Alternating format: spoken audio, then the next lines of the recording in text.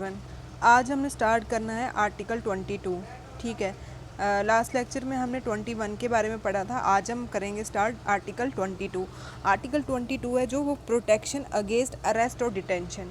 ठीक है, जब इंसान अरेस्ट हो जाता है या डिटेंड हो जाता है उसको प्रोटेक्शन प्रोवाइड करवाता है कौन? आर्टिकल 22। जैसे हमने आर्टिकल 20 पढ़ा था कि वो क्राइम करने से पहले कि हमें क्या क्या फैसिलिटी मिलनी चाहिए, क्या क्या प्रोटेक्शन। अब ये क्या है, क्राइम करने के बाद। ठीक है, क्राइम करने के बाद जैसे अब ये प्रोटेक्शन प्रोवाइड करवा रहा है अरेस्ट और डिटेंशन के खिलाफ, है ना। अब इसका क्या मतलब है? अरेस्ट होता है कि जब हमने एक्ट कर लिया है, मतलब क्राइम कर लिया है, उसके बाद क्या होगा। और डिटेंड होता है कि जैसे हम कस्टडी में लेते हैं किसी को इन्वेस्टिगेशन के लिए। ठीक है, डिटेंशन क्या होता है कि जैसे हम किसी को कस्टडी में लेते हैं इन्वेस्टिगेशन करने के लिए। इन दोनों के खिलाफ जो प्रोटेक्शन प्रोवाइड करता है हमारा फंडामेंटल राइट वो है आर्टिकल 22। ठीक है, आर्टिकल 22 फंडामेंटल राइट्स। ठीक है, ये किस में आता है? राइट टू फ्रीडम्स में आते हैं। ठीक है, राइट टू फ्रीडम्स में आते हैं। अब इसमें दो टाइप्स की डिटेंशंस हैं। एक है प्यूनेटिव्स और एक है प्रिवेंटिव्स। ठीक है, एक है प्यूनेटिव्स और एक है प्रिवेंटिव्स। अब ये जो प्यूनेटिव्स हैं ये क्या है? ठीक है, प्यूनेटिव्स मतलब कि जब हमने क्राइम कर लिया है, ठीक है, जब हमने क्राइम किया हुआ है उसके बाद हमें जो पनिशमेंट मिलती है, लेकिन ये आफ्टर ट्रायल। ठीक है, आफ्टर ट्रायल पहले हमारी वो ट्रायल करेंगे, क्राइम कमिट होगा कि हाँ हमने ये क्राइम किया हुआ है, फिर इन्वेस्टिगेशन होगी, फिर उसके बाद पुलिस एविडेंस मतलब प्रूफ वगैरह इकट्ठे करेंगे, फिर सस्पेक्ट को अरेस्ट करेंगे। ठीक है, फिर कोर्ट ट्रायल करेगा।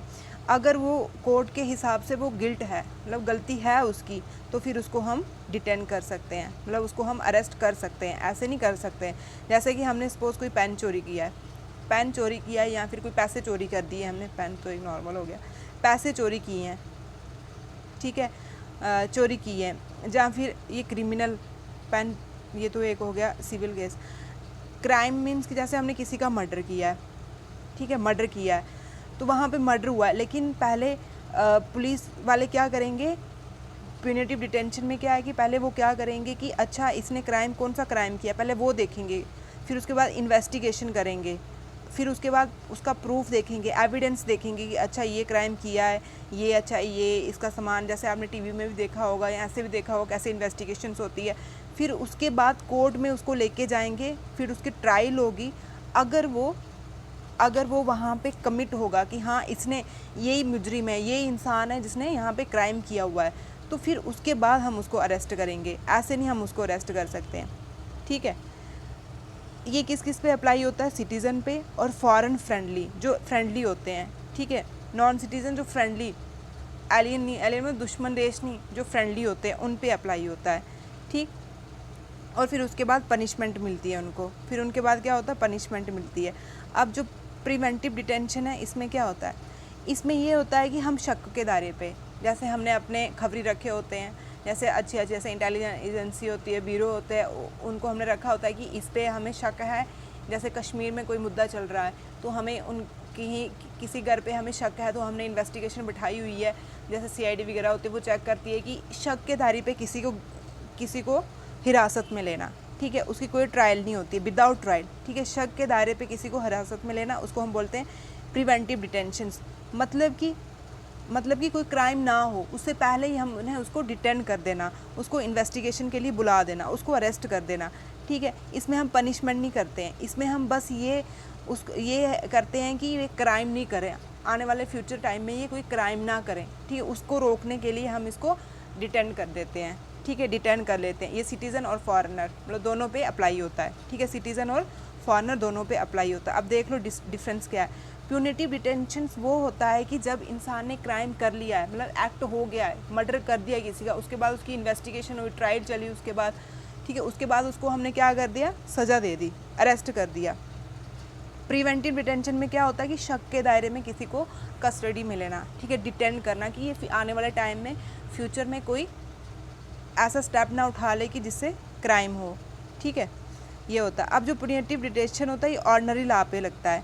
जैसे कि हमें पता है कि इन्होंने क्राइम किया हुआ है, ठीक है, हमें इन्फॉर्म है कि इन्होंने, फिर हम क्या करते हैं, जिस बंदे ने क्राइम किया हुआ है वो अपना लीगल पार्टनर मतलब वकील हायर कर सकता है, अपने पक्षपात में बोलने के लिए उसको हायर कर सकता है, ठीक है।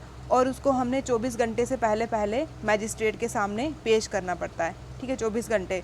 उसमें हम जर्नी को इंक्लूड नहीं करते हैं। क्या पता कोई इंसान गाँव में रहता हो, उसको हमने जम्मू या दिल्ली में लेके जाना हो तो कितना टाइम लगेगा, वो नहीं, हम टाइम नहीं इंक्लूड करते हैं, ठीक है, टाइम नहीं इंक्लूड करते हैं इसमें हम, ठीक।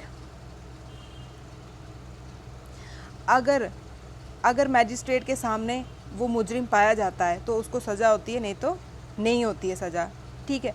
जो ये पुनिटिव डिटेंशंस है ये ओनली क्रिमिनल केस जैसे मर्डर हो गया, ठीक है, और दंगा फसाद हो गया, सिविल केस पे नहीं, जैसे हमने डाइवोर्स दे दिया इस केस पे नहीं लगता, ये सिर्फ क्रिमिनल केस पे लगता है, ठीक है, पुनिटिव डिटेंशंस। अब जो ये दूसरा है ये इसमें हमें किसी के इन्फॉर्म की ज़रूरत नहीं होती है, इसमें ना ही मैजिस्ट्रेट की ज़रूरत नहीं होती है। इसमें हम बंदे को 3 मंथ तक हम कस्टडी में ले सकते हैं।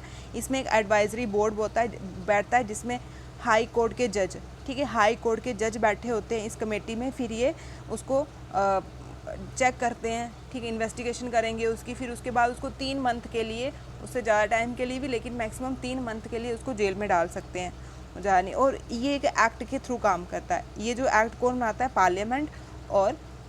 पार्लियामेंट और स्टेट लेजिस्लेटिव असेंबली। अगर डिफेंस होगा, फॉरेन अफेयर होगा या फिर सिक्योरिटी के लिए होगा तो वो पार्लियामेंट बनाएगा, लेकिन पब्लिक के लिए, पब्लिक मेंटेनेंस के लिए पार्लियामेंट और स्टेट लेजिस्लेचर दोनों मिलकर बनाएगी, ठीक है। ये एक्ट के थ्रू काम करता है, ठीक है। अब इसमें क्या है कि हमने 24 घंटे पुनिटिव डिटेंशंस में हमने 24 घंटे के अंदर उसको मैजिस्ट्रेट के सामने पेश करना पड़ता है, जिसमें जर्नी इंक्लूड नहीं होती है।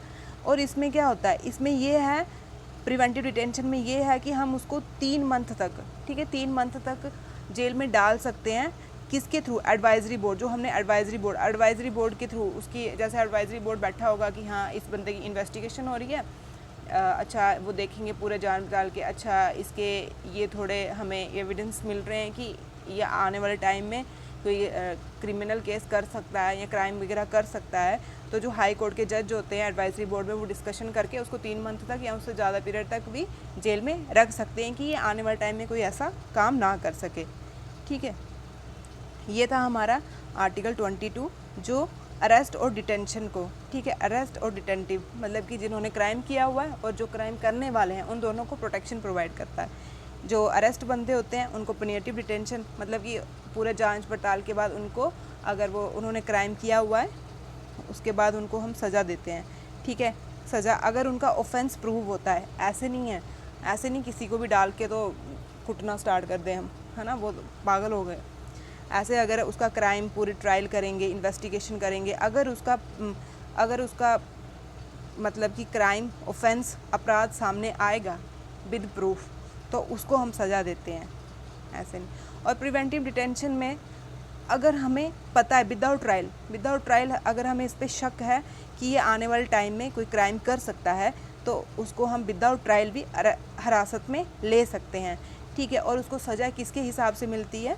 एडवाइजरी बोर्ड, ठीक है, जो बोर्ड बैठा होता है जिसमें हाई कोर्ट के जज होते हैं, उसके हिसाब से हम उसको 3 मंथ की जेल दे सकते हैं या फिर उससे मैक्सिमम पीरियड भी दे सकते हैं, ठीक है। अब देखो हमारे फंडामेंटल राइट्स कितने अच्छे हैं, इसमें उन्होंने जो गुनाह भी करते हैं उनके लिए भी कितनी सेफ्टी प्रोवाइड की हुई है, ठीक। ये था हमारा आर्टिकल राइट टू फ्रीडम्स, ठीक है, ये था हमारा राइट टू फ्रीडम आर्टिकल। इसमें हमने क्या क्या पढ़ा? आर्टिकल 19 जिसमें फ्रीडम आता है, ठीक है, और आर्टिकल 20 जिसमें ऑफेंस मतलब कि गुनाह करने से पहले हमें क्या क्या protection provide. Article 21 right to life या राइट टू लिबर्टी। आर्टिकल 22 में जो बंदा अरेस्ट या डिटेंड हो रहा है उसके लिए प्रोटेक्शन प्रोवाइड करवाता है ये, ठीक है।